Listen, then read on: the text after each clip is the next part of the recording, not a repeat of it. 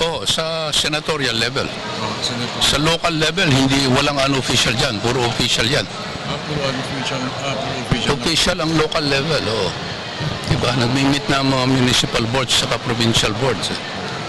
So senatorial talagang unofficial kasi hindi pa kami napo-convene. Mamaya alas 10 pa kami.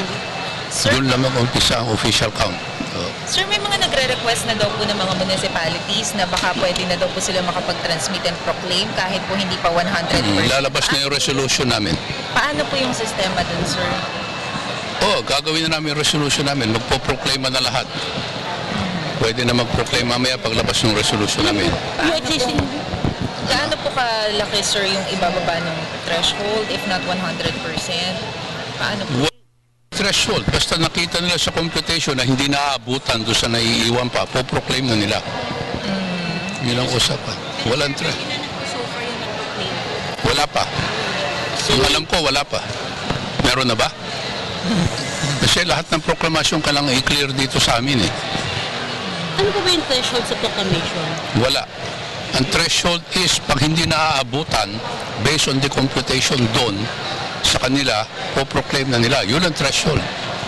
So ulitin ko lang, sir, lahat po ng ipoproklama manggagaling sa COMELEC muna. Dati. Ngayon babaguhin na namin para makakapag-proclaim na sila. Doon mismo sa probinsya at saka sa Provincial, municipal, city, lahat. Congressional. Sir, yung sa national campus, yung ano ka proclaim? Thank you po. Ayos na. Ano, sir, yung... Kaibigan niyo po yung interview natin earlier with Commissioner Brillantes as regards ito sa mga pagbabago na magaganap po, particularly sa proklamasyon ng mga winning candidates. Vivian? Yes, at yan muna ang latest mula dito sa PICC. Ako si Vivian Gulia kasama si Noel Perfecto. Magbabalik po kami maya-maya lang.